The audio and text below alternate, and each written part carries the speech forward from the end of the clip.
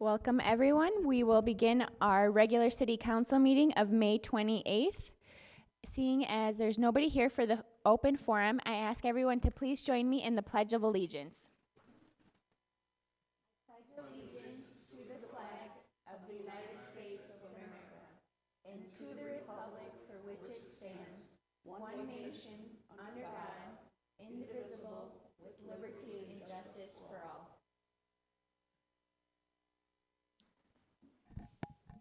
The next item is the approval of the minutes of the Special Concurrent City Council and Housing and Redevelopment Authority work session of April 15th, 2019, Special Concurrent City Council Housing and Redevelopment Authority and Planning Commission work session of May 7th, 2019, the Special City Council work session of May 14th, 2019, and the regular City Council meeting of May 14th, 2019.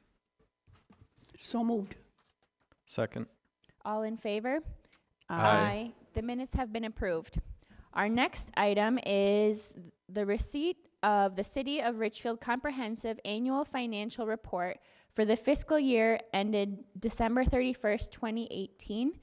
And I will pass it on to our Finance Director, Chris Regis.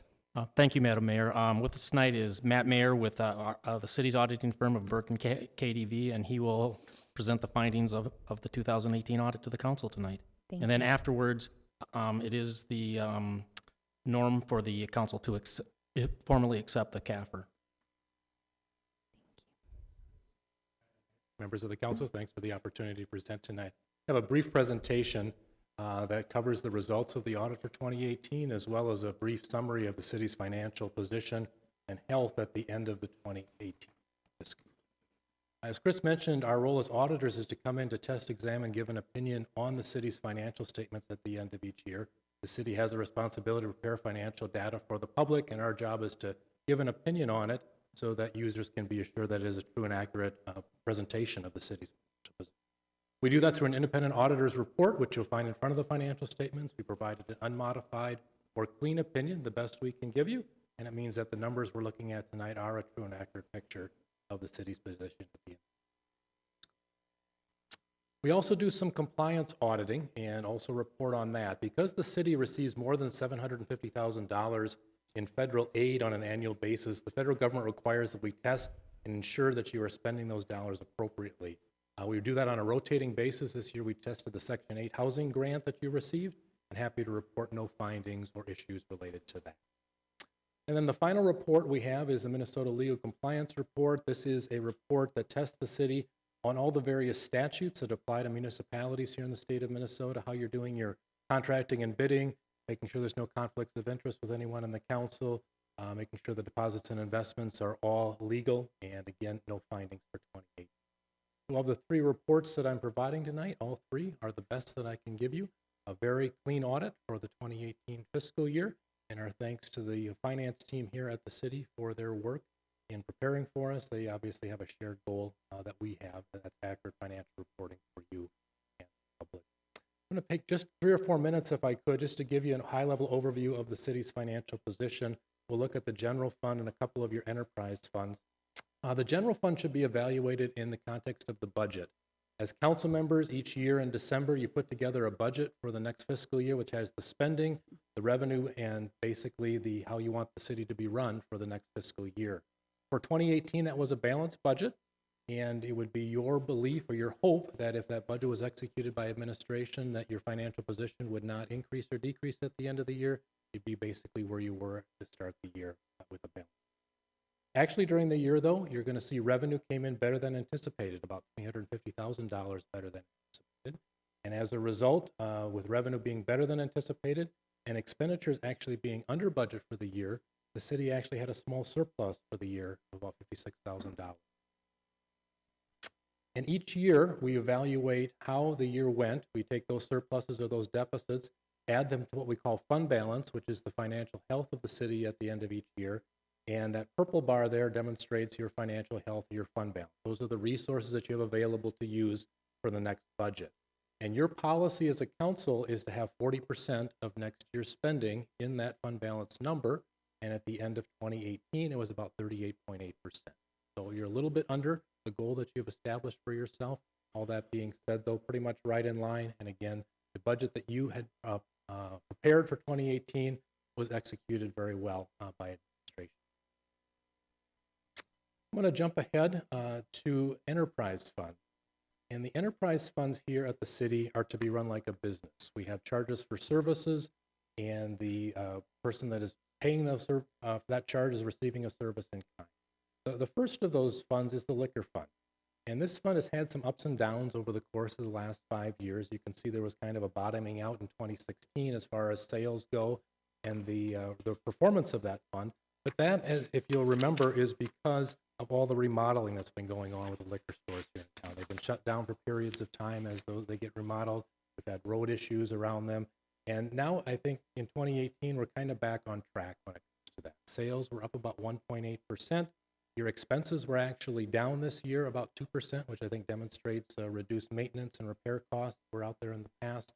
And the fund is performing well. It is operating with about a 25% profit margin, which is right in line with your peer group and the city averages across. Now, the one thing to note with this fund is its net position is in a negative place. The net position is the basically the fund balance, what's left over at the end of the year to use for next year. And what's happened is all those resources, all those cash balances that you had in the liquor fund have gone back into those building repairs and those maintenance. So we don't have a lot of liquid resources in that fund right now, but as that fund continues to be profitable in future years, you'll build that net position. The water and sewer fund here had a good year as well. The revenue was up in this fund year over year. We had some rate adjustments during the year that contributed to that, and revenue was actually up about 8%. The way you should look at this fund is whether it's generating operating income or not. And you can see the purple bar and the gray bars there at the bottom represent operating income with depreciation and without depreciation factored in. And you can see that there was a steady downward trend from 2014 to 2016. The council addressed that downward trend and basically the lack of profitability in this fund in 2016 with some rate adjustments. Those rate adjustments have been kicking in the last couple of years, and this fund is now healthy again with operating income and fairly solid operating income each of the last couple. And the final fund to take a look at tonight is the storm drainage fund. Again, some rate adjustments here, as well as new development coming on board, so new payers into this fund. This fund has also had solid financial results, both with depreciation factored in and depreciation factored out, solid operating income each of the last. We have some comparative information if you're curious about how Richfield compares to others. My understanding is these documents are going to be available online for the public to see. And one ratio that you can kind of look at is the revenue per capita or the spending per capita, and that's going to give you some guidelines, I think, as to how your city compares to others. I won't go into the details tonight. The information is there, and if you had any specific questions as you were reviewing the documents, I'd be happy to follow up on those for you, but I'll just leave it at that. Again, our thanks to the finance team, our thanks to the council for the invitation to present and work with the city, and be happy to stay for any questions you have that weren't. Thank you. Questions or comments from council? Councilmember Supple. I just wanted to say thank you because it was a very thorough report. When I was reading through it, it was, for the audience, it was over 200 pages, but it was really good information and it was easy to understand. And so thank you to all of the finance department and the staff and the auditors. Great job. Thank you. Questions, comments from other council members? I'd like to also say thank you for coming and presenting, and a special thank you to our finance director, Regis, for always being very meticulous, conservative, and also detail-oriented in keeping our city on track, and for putting the whole audit report together and submitting that. I know that that's not necessarily common in all cities, so thank you for your work and your leadership, and every single year that this comes before us or anything having to do with our financing, it's just very clear you do an excellent job, and that's very important for our residents to know. Thank you. Thank you very much. And Mayor, I just want to Go ahead. talk to our city manager here. You know, my screen, when it shows the numbers, I can't make them out. So and yet your screen is sharp, and so is this one. So. Yeah, I did see that your screen is pretty blurry. I don't know if you want to move over, if that will help. Yeah, no, I mean, this is okay for now. Okay, We're done, I think. okay. But you'll have to use it for the rest of, does your agenda come up blurry? I don't know. Let's Oh, see. I have the No, agenda it comes printed up fine. anyway. Okay, Yeah. it's clear. Yeah, the presentation was blurry on mine too, So, Okay. but okay. clear on this one. Okay. Mhm. The next item will go to Councilmember Receive it. Garcia. Oh, correct. I'm sorry. I forgot. All right. So I would like to ask for a motion to accept the comprehensive annual financial report for the fiscal year ended December 31st, 2018. So Moved. Oh, go ahead. Second. All in favor? Aye. Aye. The motion has been, the motion has passed and the approval has been granted. Thank you. Thank you for catching that. The next presentation will go to Councilmember Garcia. Okay, we have with us John Wickett. And John, would you come up to the podium? And John Wickett happens to be the president of the Richfield Historical Society, or the Richfield History Center. It's known by both names. And he's going to give us a short presentation. John, thank you for coming. Thank you Appreciate for it. having me again. I've spoken with each of you over the last few months, and I've come to update you on the Bartholomew House restoration project. And I hope to either myself or another member of the Richfield Historical Society will try to come every quarter or so to give you updates on where we're at status-wise. For those who don't know, in the community, this process started about 4 years ago with a grant from the Minnesota Historical Society to do what was called a architectural structural study or historical structure study of the Bartholomew House, which we know was started in the house was built in 1852. And that study led to a list of recommendations for repairs and restoration to the Bartholomew House that were needed to keep the structure standing. And we prioritized that list into 3 groups: priority 1, priority 2, and priority 3. We received another grant to get architectural drawings done for priority 1 repairs, which is foundation, walls, roof, the cellar, anything that just keeps the building standing. This isn't about any of the appearances. This is strictly structural work. We are at the point now we have approved architectural drawings approved by the Minnesota Historical Society. And this summer, we will be applying for a large legacy grant from the Minnesota Historical Society to help pay for this work. And I am happy to say that the citizens of Richfield have stepped up and have donated money to help us with our portion of the responsibility. But this will be an ongoing thing, so I would encourage everyone to continue to donate, because that is the only way we can pay for it, is through donations. So the grant will be submitted by July. We'll know if we get final approval by September, and work would begin next year if we receive the approval. We have the ongoing programs, of course. Our membership is receiving a special program on June 4th about Fred Babcock, as June 4th is the anniversary of his death. And so we'll be presenting a special program that evening for our members, obviously. Well, as to the house, the construction has created some issues for us with the Bartholomew House, as you might imagine, construction on Lindale. I am pleased to say, though, that the construction company has been working with us. They have been taking pictures inside, video, and I was told by one gentleman that they're intending to install a vibration monitor, since the house is so close to the road. And we'll be keeping an eye on it as well, because going into restoration, we don't want any further damage to be occurring, cracked walls or anything like that. So we will be keeping you updated on these matters. Obviously, don't hesitate to get in touch with us if you have any other questions that come up, or you want to know where our status is. Like I said, our first submission for the grant comes in end of July, I believe. I don't have the exact date. It is the end of July.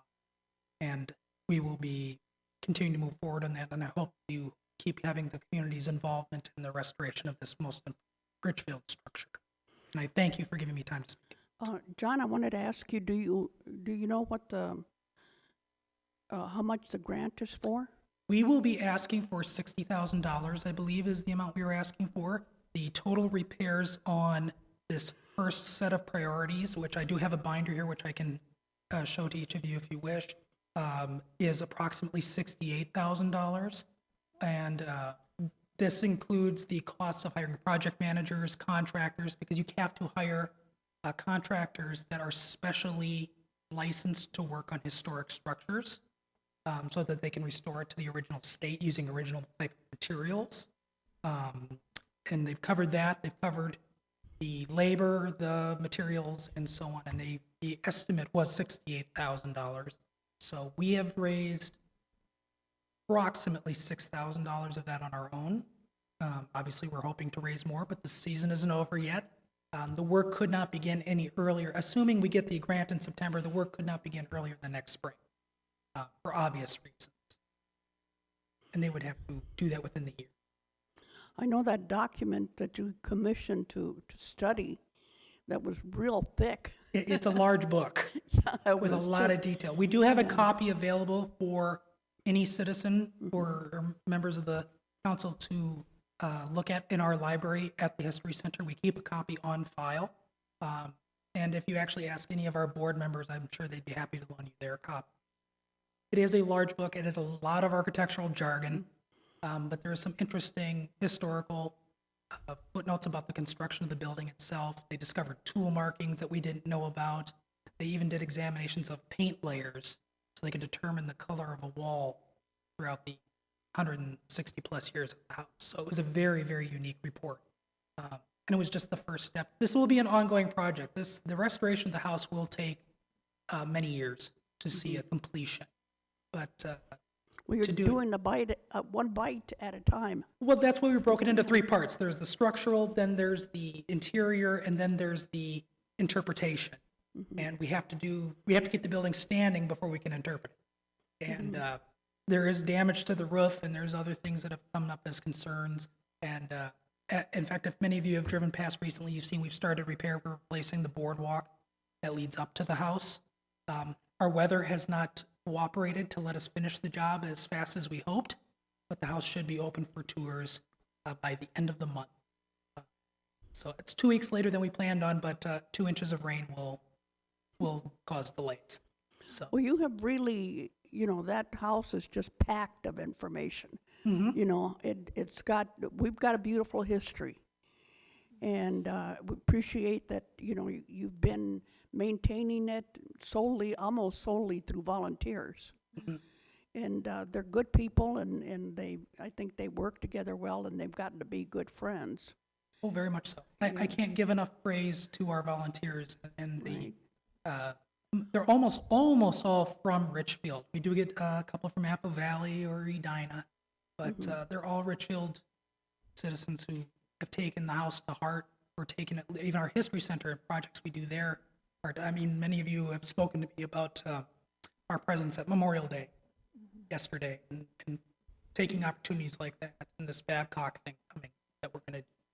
So we treasure our history. We hope you do too, and we'll become members and help us continue.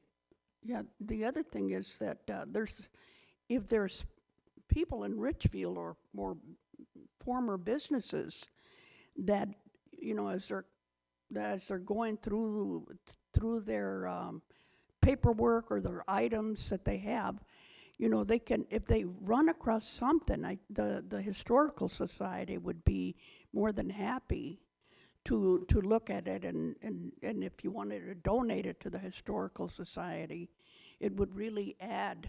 We have some nice things from was it Lindell Hardware? Lindell Hardware, Lindell Garden Center, we have things from both of those. Some businesses that are long past in Richfield, restaurants and things like that have been around. We actually have a portion in our main exhibit room right now of the original hub sign when they tore it down. Someone in the city rescued a portion of it, refurbished it, and then donated it to us. So it is the only section of the original hub sign that is survived, to our knowledge, and it was donated to us intact. But we also pride ourselves on our military records. We have photographic records of the whole city from 56 and 57, when Hennepin County photographed every single building in Richfield. And those are accessible to the public.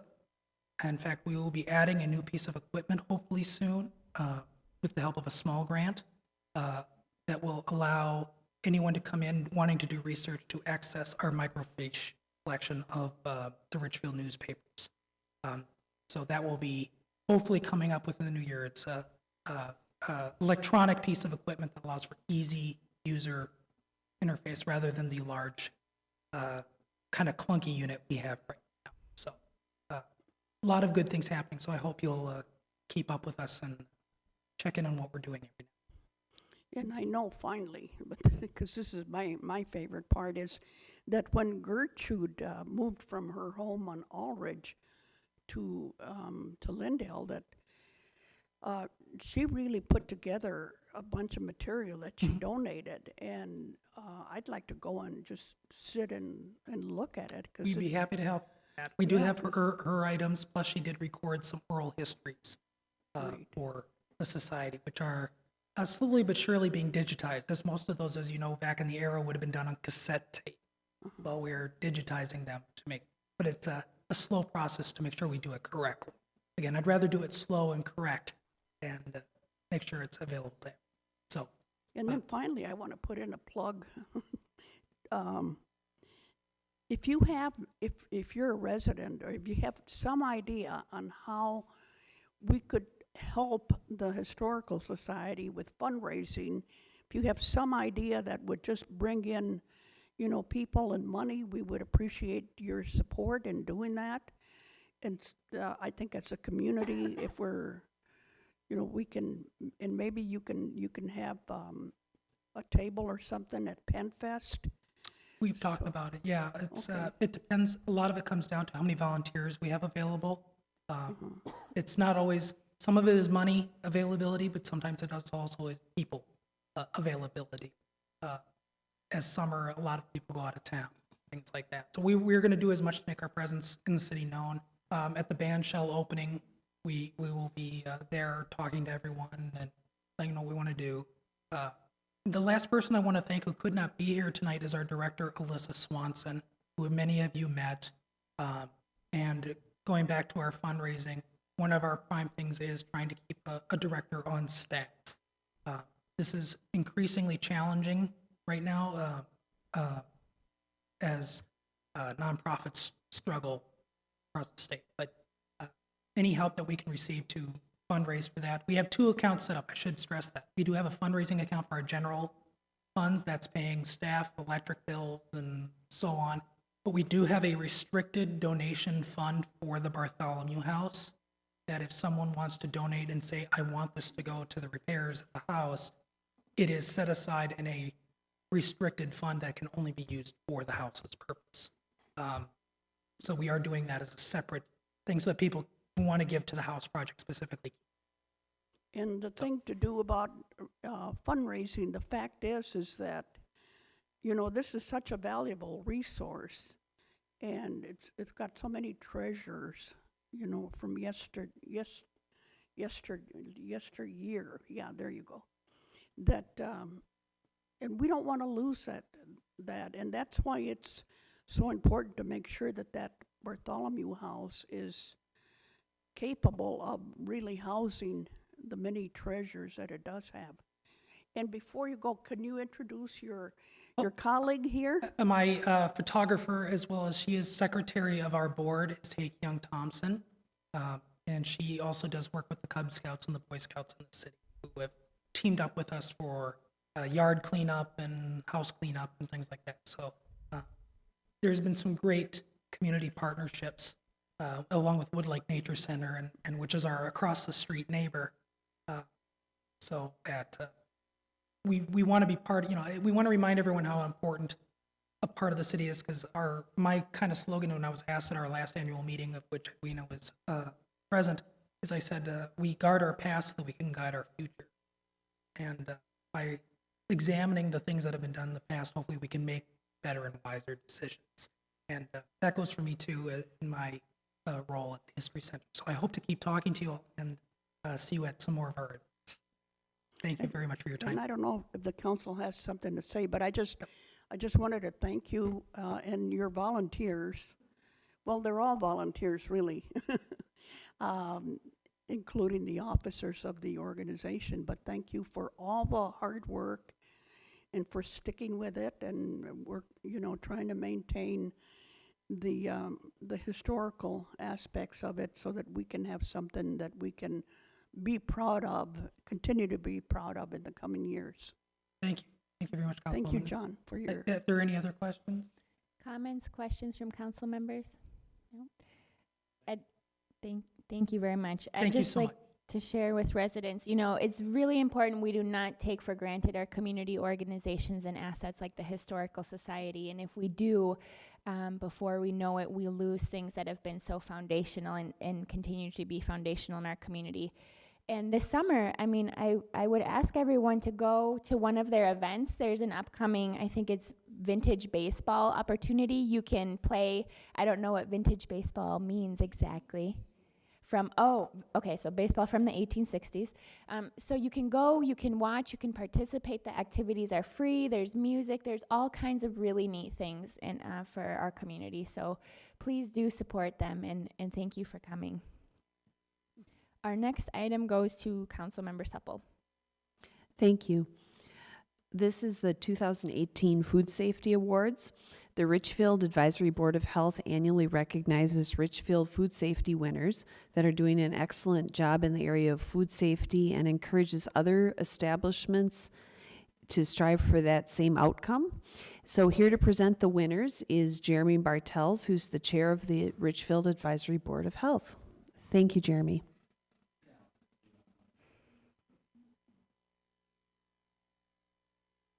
Thank you, Mayor. Thank you, council members. Greetings, everyone.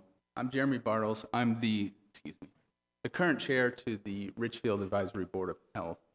And I have the great pleasure tonight to announce the winners of the Richfield 2018 Food Safety Award. The Food Safety Award is an annual award acknowledging excellence in food safety and service for two categories of restaurants: full service, or large restaurants, and limited service, or fast food cafe restaurants. Each year, the health inspector rates and grades each restaurant in Richfield on two major criteria: food collaborative interviews and restaurant inspection results. Examples of some of these factors and variables the health inspector grades each restaurant on within these two criteria are managing risk factors on a daily basis, whether procedures are in place regarding customers who become ill after eating at their establishment, identifying the establishment's policy if an employee shows up for work with obvious symptoms of illness, a management's overall commitment to food safety, and the physical appearance of the establishment at the time of the interview. After all the restaurants have been inspected, the health inspector nominates and presents 2 to 3 candidates for each category of restaurant to the Richfield Advisory Board of Health, who then votes on a winner for both categories of restaurants, full service and limited service. So I'm pleased to announce the 2018 Richfield Food Safety Award for full service restaurants, drum roll please, goes to Broadway Pizza at 7514 Lindale Avenue South, owned and managed by John and Nina Sturbuck. Come on up.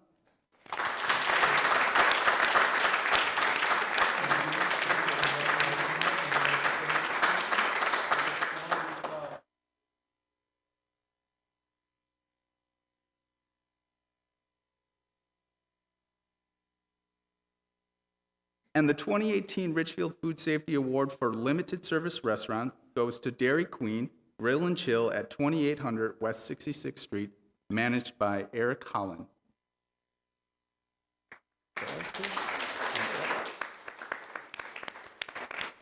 Oh, I'm sorry, no, Troy Brown. My apologies. Or Tony Hartel. I really blew that here, so I apologize. Got the wrong sheet. Sorry, Tony.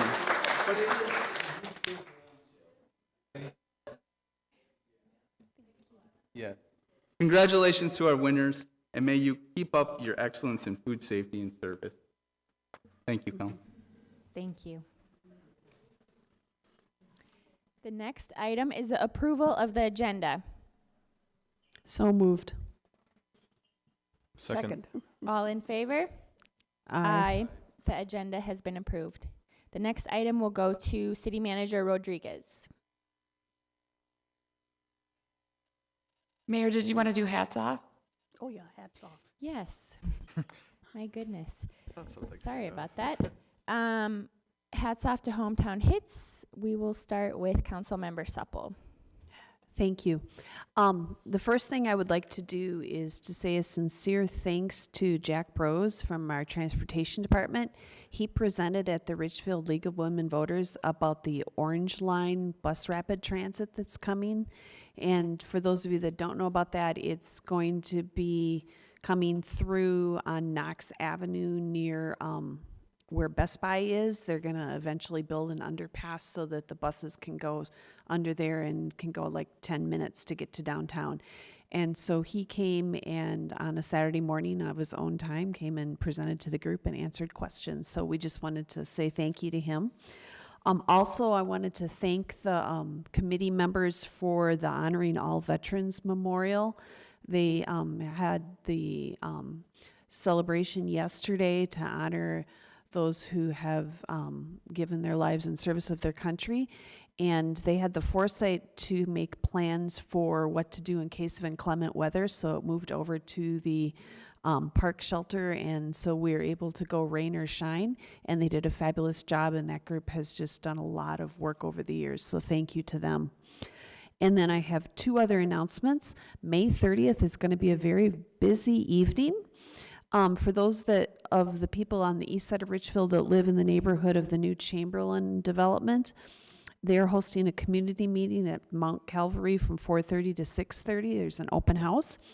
And then also Hennepin County is having an open house to give information about Southdale Library, and that'll be at the current Southdale Library, and that's from 6 to 8. So both of those events are on May 30th. That's all I have. Thank you. Thank you, Councilmember Supple. Councilmember Whalen? Thank you, Mayor. So I was going to mention some of those things too. The one thing I'll add, also on May 30th, I'm hosting a Let's Talk Richfield, just a chance for residents to come out, share some ideas, ask questions. I will be there with City Manager Rodriguez to just give a brief update, but mostly to have kind of an open conversation for whatever people want to talk about.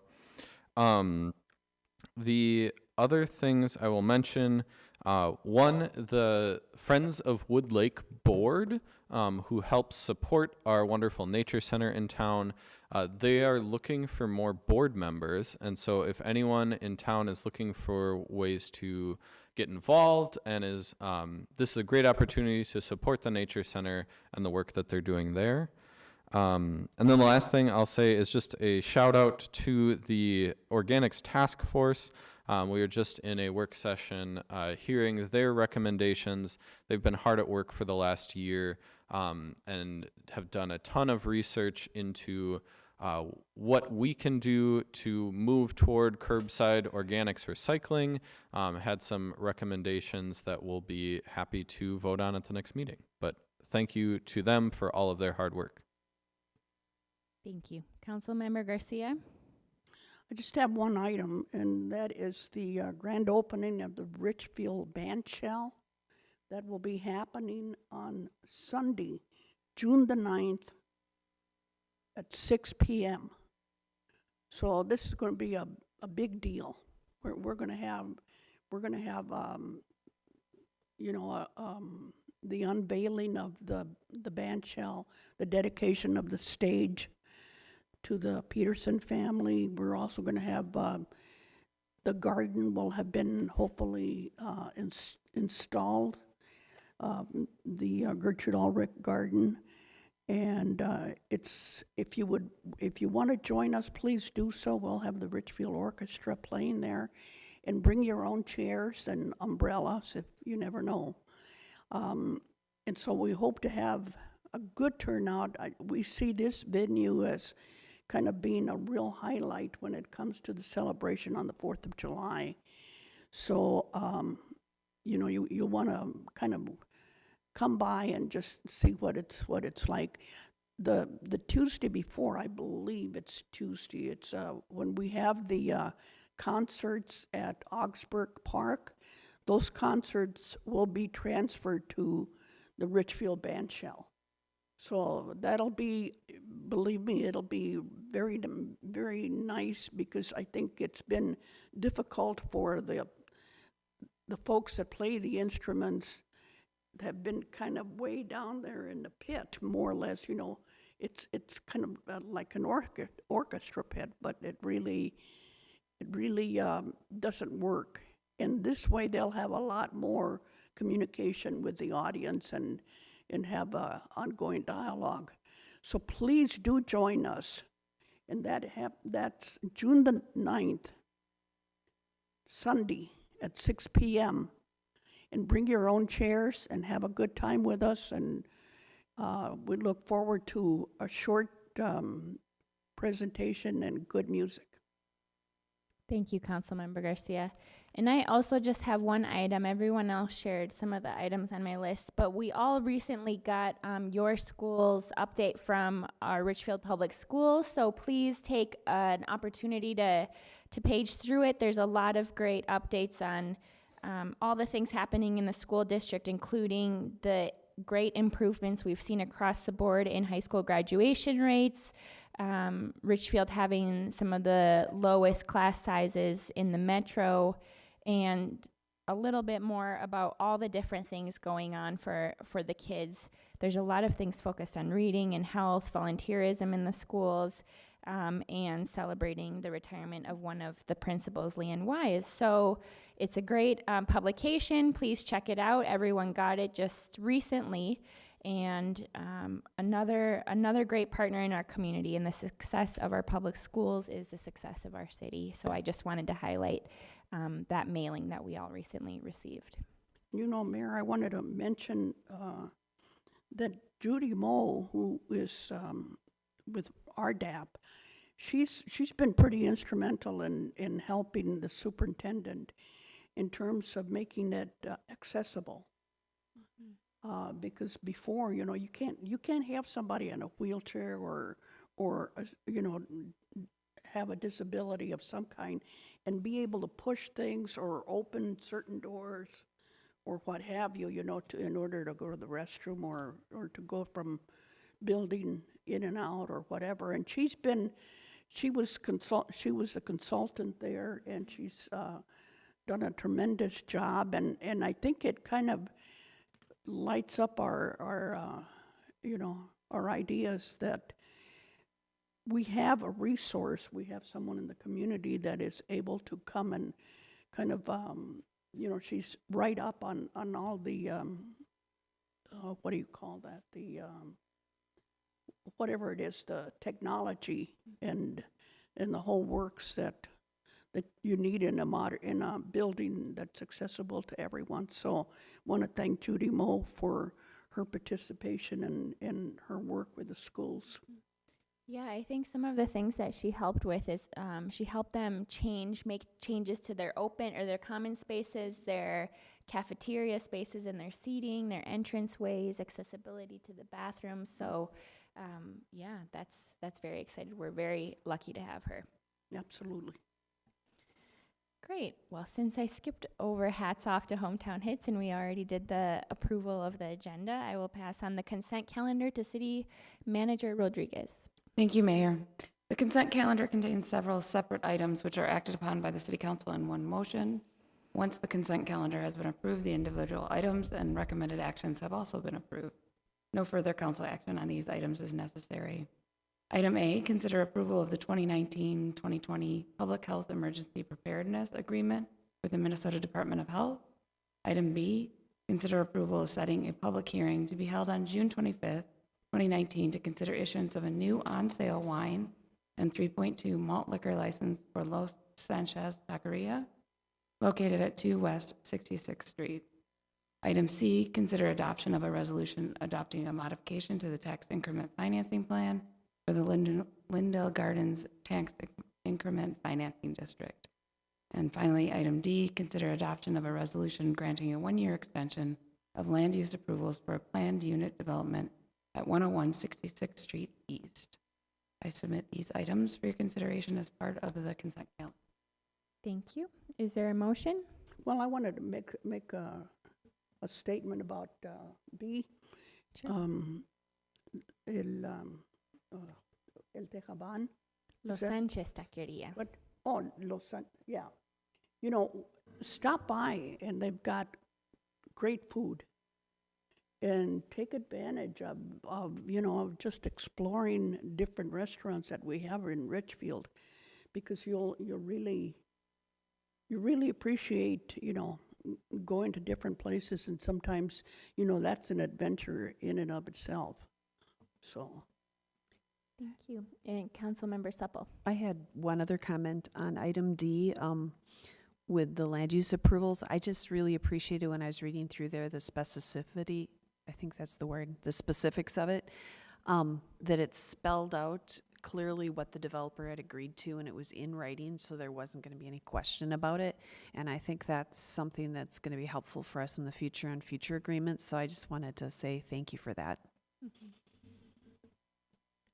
Any other comments? Is there a motion to approve the consent calendar? So moved. Second? All in favor? Aye. Aye. The consent calendar has been approved. The next item goes to Councilmember Whalen. Thank you, Mayor.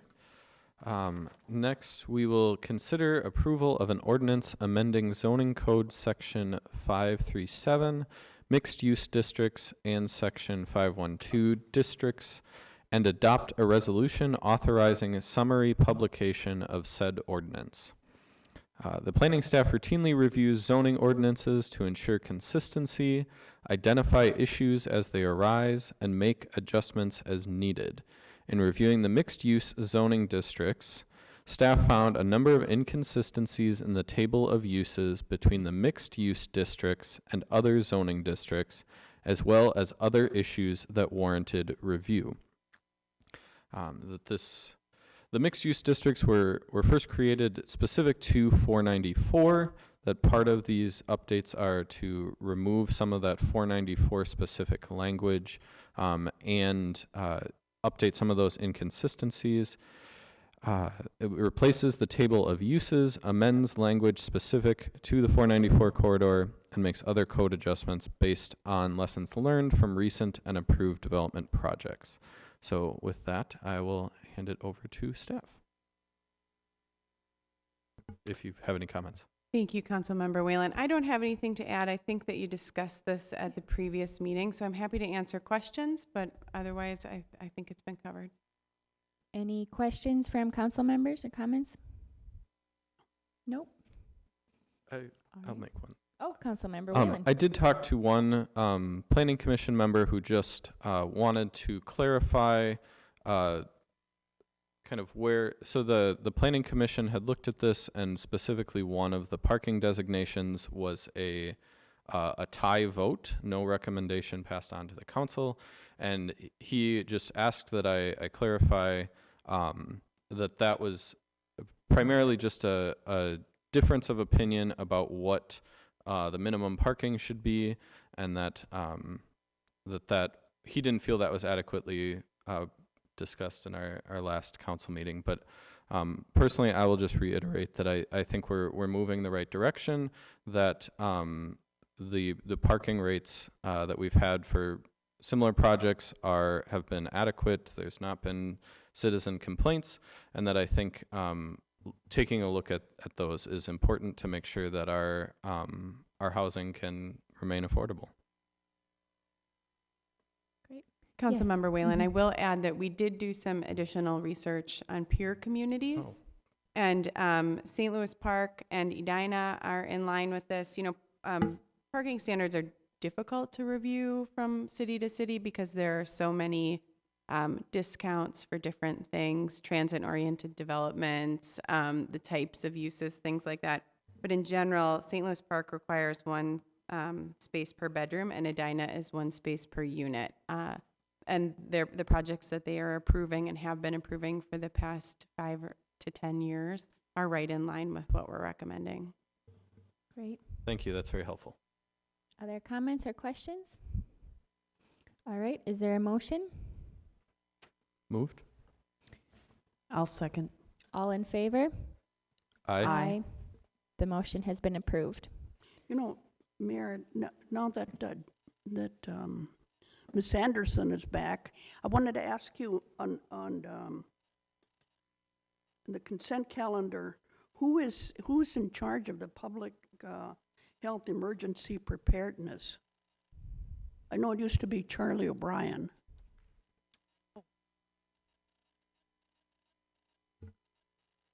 Good evening. In terms of when you say in charge, Well, I mean, he would facilitate. He would be the facilitator of that group. so Who's the city of doing- Richfield contracts with Bloomington Public Health, and they have emergency preparedness staff Okay. that assist us in creation of emergency management plans and doing Right. tabletop exercises and things like that. I can tell you that Charlie is, as a volunteer, he'll be definitely continuing to assist us Okay. with some of that work as we move forward. Okay. Yeah, I know people that knew him well just hated to see him leave and retire. So, which is good. You know, we've got good people. Yep. Thank you. Great. All right, the next item is the city manager's report. Nothing to report tonight, Madam Chair. Madam Mayor. And the last item goes to Councilmember Garcia. Thank you, Mayor. Of course, the most important item, claims and payroll. I will move claims and payroll. Second. All in favor? Aye. Claims and payroll has been moved. And with that, we are adjourned.